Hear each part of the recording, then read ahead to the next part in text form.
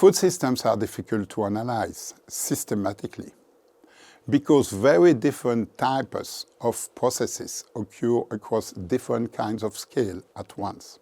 In food system analysis, interdisciplinarity and scale are not secondary considerations, but constitutive challenges of inquiry. Food systems cannot be adequately understood from the standpoint of a single discipline, because they involve the intertwined dynamics of biophysical processes, economic relations, social practices, governance arrangement, and political conflict.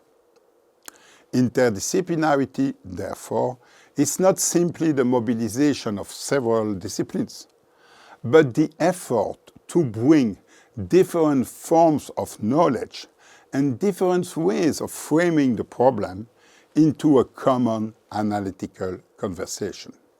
Attention to scale is equally indispensable.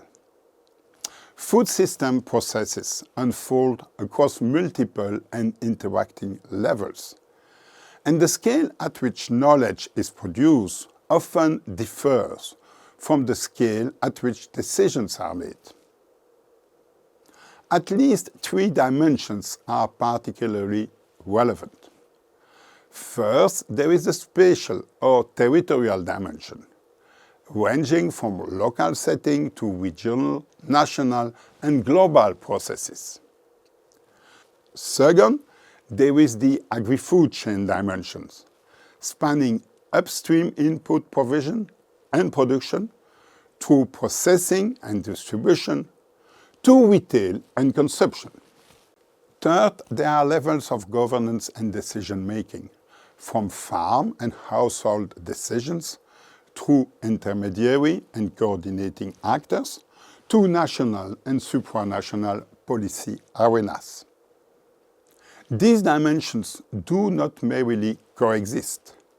They interact, and analysis must therefore be explicit about which scales, levels, and actors are being related and for what purpose.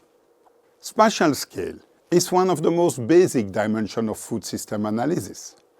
Farmers are always situated within particular territories, each shaped by specific environmental, political, economic, and cultural conditions. Broadening the territorial scale of analysis makes it possible to include a larger number of farmers and to identify wider structural patterns.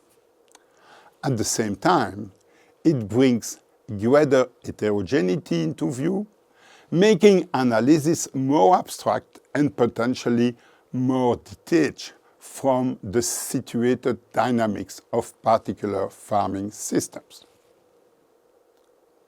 In this sense, changing scale is not simply a matter of enlarging the field of observation. It also changes the balance between contextual specificity and generalization. This is evident in the EnPhasis case studies. Some focused on supporting transitions across an entire country, others on transition within a single region, and some worked across two regions in order to compare systems and foster interregional learning. Also to generate lessons relevant to the transformation of farming system in the EU.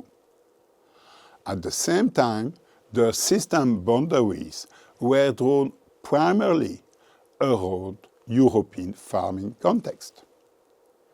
Interaction with farming systems outside the EU were not ignored, but were treated mainly as part of the external environment.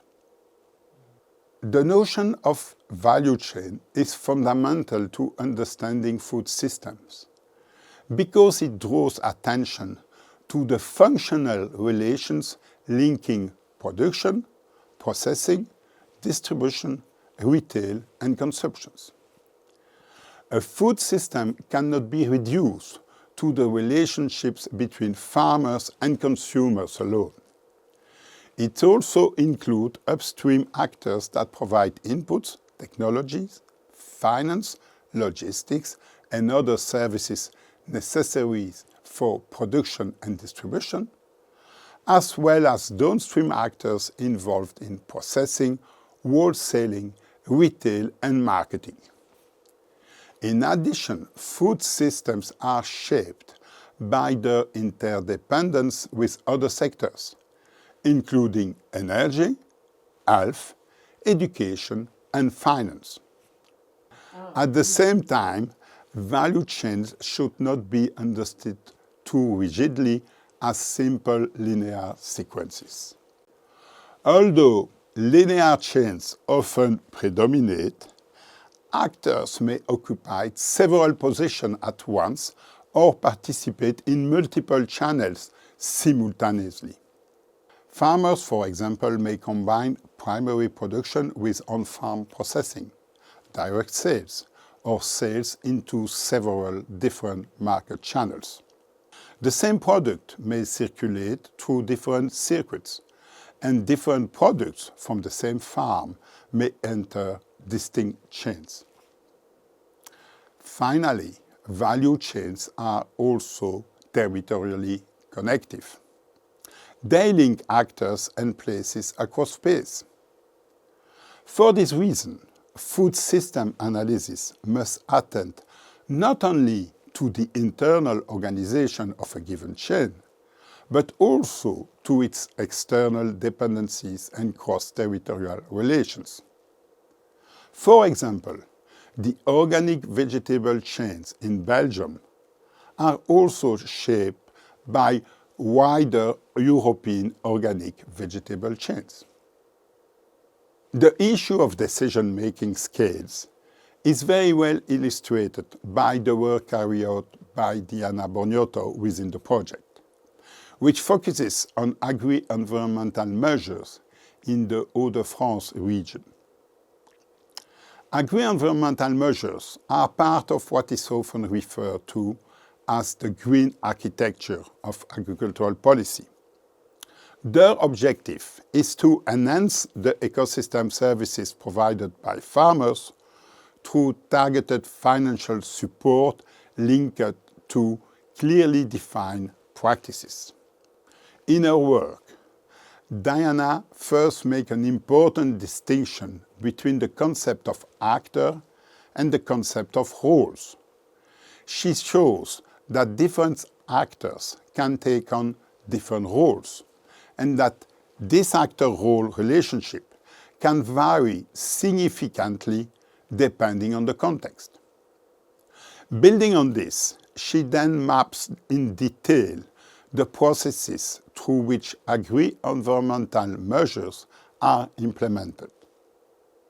What emerges is a multi-level governance system. These measures are designed at the European level, then translated at the national level, and further adapted at regional and local levels by a wide range of actors. So, the implementation relies on a sequence of processes involving actors operating at very different scales. These actors effectively act as intermediaries, linking European policy frameworks to what ultimately happens on the ground at the level of fields and parcels. However, and this is a key point, the feedback loops going in the opposite directions are much weaker.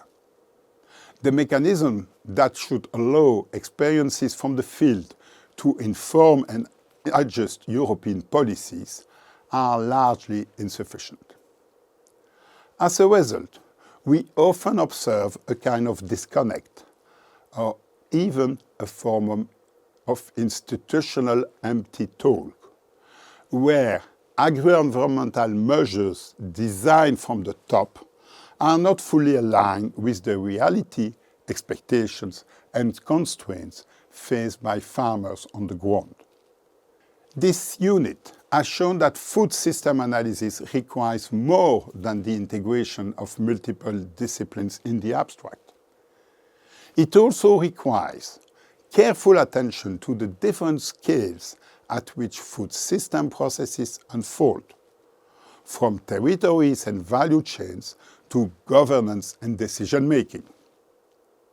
In other words, system thinking helps us see complexity, but it also makes visible the plurality of perspectives, actors, and levels that shape food systems. Once this plurality is recognized, a further question emerges. If food systems are to be transformed, who should be involved in defining the problem and the pathway forward? This is the issue addressed in the final unit of this model.